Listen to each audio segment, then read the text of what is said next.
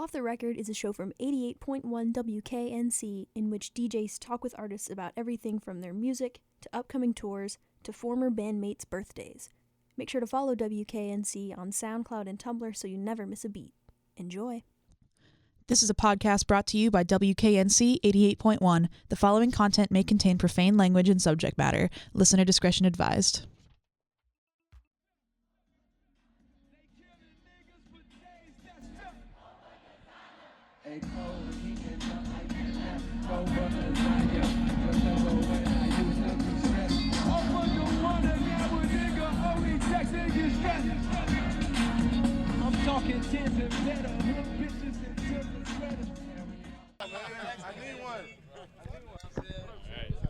All right, I'm Jackarine here at Dreamville Festival, and I'm honored to be joined by my man Mez here. Mez, how you feeling? Thank you, man. I feel amazing, bro. Thank you so much for doing the interview. I love 88.1. Hell yeah, that's what I like to hear. Sure. Yeah, you absolutely killed that. So how did it feel to perform in front of a Raleigh crowd once again? It was amazing, bro. It was amazing. I was honored to be able to open it up. You know what I'm saying? Be the first person people heard when they walked in. Yeah, it was perfect. It felt right. Exactly. Walking into a Raleigh festival with like the man himself. Yeah. So, when's the last time you've been to Raleigh? Did you play? I was here like 2 months ago, but I wasn't performing. But you know, I live in Los Angeles. I've been out there like 5 years now. Yeah. So.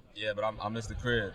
Cool. Yeah. So how's that been going for you? Does it feel you feel like you're like finally settled in? Oh man, yeah, it's amazing, bro. And it's crazy because my hand is in the film thing a little bit too. I don't know if you know really? I directed the Middle Child video. Yes. Yeah. Dude, which is an incredible video, by the way. So Seriously, much, like that was a masterpiece. Thank you so much, bro. Also, I'll definitely be getting into that too. Yeah. For those who don't know too much about Mez, he's been directing. He's been about to drop a new album, if I'm not mistaken, and he's on the new Revenge of the Dreamers. So are you doing a shift towards like directing, or are you more? Nah, man. I mean, I'm putting an album on this summer, bro. Oh, you know, I got some big features. You know, I ain't gonna say who, but there's one guy that you could probably guess that might be up there. Yeah, of course. Yeah, so I think. It's gonna be a lot. It's gonna be a lot. It's gonna be great. That's super exciting. Yeah. Like you started working with Dr. Dre. Like all within like a year and a half, 2 years, you were working with Dr. Dre, Kanye, hell yeah, and like Anderson .Paak, just like basically all of my favorite artists. How has that experience affected like your creative process and output? Because obviously you got a lot of attention all at once coming from coming from that situation. So I've grown, bro. You know, I grew a lot. You know what I'm saying? I think iron sharpens iron. You know, and the shit did wonders for my creativity. Yeah, I think so. Hey, Jid, what up, nigga? Hey, he in the interview now. Yeah, JID coming through. Yeah, hell yeah. Super excited to see that set as well. And so you said, again, you just feel like overall it's made you grow as an artist. Yeah. And so I guess another question I have for you, like, did you feel any pressure coming from that situation, or like, you know, because you got a lot of media attention and stuff like that. So for you, did it change? What up, Kaz? Everybody in it. We got Kaz, JID, everybody, the whole Dreamville crew in the interview. I love it. A true North Carolina event. I love it. Man, come on, bro. But I think you get to the end of that question one more time. So I was just curious. So with all the attention you got from working with Dr. Dre, from a lot of people in the U.S., like Mez was on the map.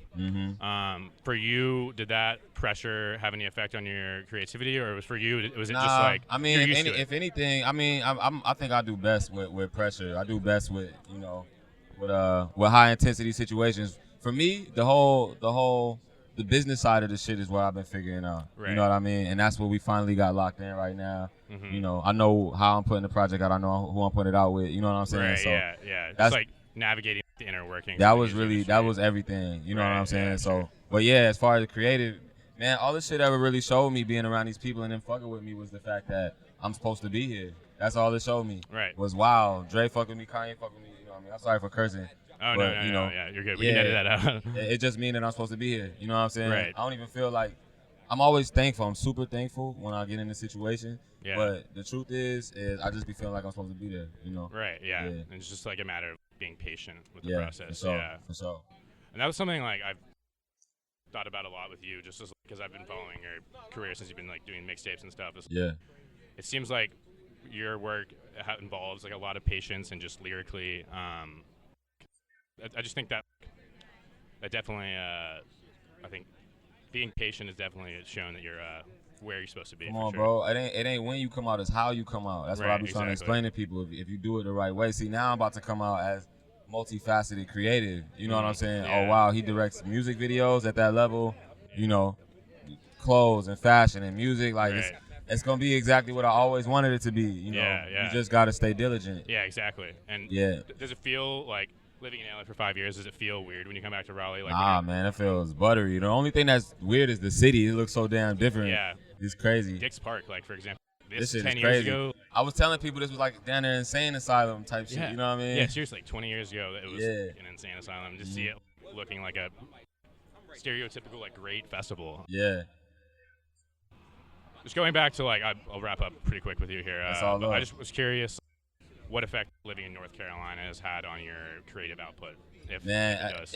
I think if it wasn't for being from North Carolina, I wouldn't be as cool with that peace and that steady pace and that diligence. Right. This is a very introspective place that make you go inside yourself, you know. And I'm rooted and grounded because I'm from here. It made it easier to navigate the industry and not lose myself or lose my vision. You know, North Carolina had a lot to do with that. Yeah, cool. Another thing I was thinking about just recently, sound-wise, has it had any effect on, like, do you think there is, like, a North Carolina sound? Because it's interesting seeing artists like Rhapsody, you go out to L.A., then J. Cole's, like, you know, it seems like he's got some, like, New York influences. Do you think North Carolina has its own sound, or do you think it's more combining other sounds? I would say so. It's hard, though, man, because we're the South, but we're also on the East Coast. So I feel like I can hear New York and J. Cole. I can hear New York and a lot of us from the South. We like rap. Like North Carolina rappers can rap. You know what I'm saying? Exactly. Like all of us. Even the baby who just came out of Charlotte, he can rap. You know what I'm saying? So like that's the cool part about us is like you got the country part, but we can rap. So I don't think there's as much of a sound as much as there is that very specific characteristic. Even with Rhapsody, like we all might have different sounds, but everyone from North Carolina can really actually rap. There's not nobody that's like weak, you know what I'm saying? Exactly, so I really love that about us. We kept that part of the culture, you know? Yeah, definitely. We preserve it. If you can't spit, essentially, you will not make it in the North Carolina scene. We preserve it, for sure. That's awesome, Yeah, for sure.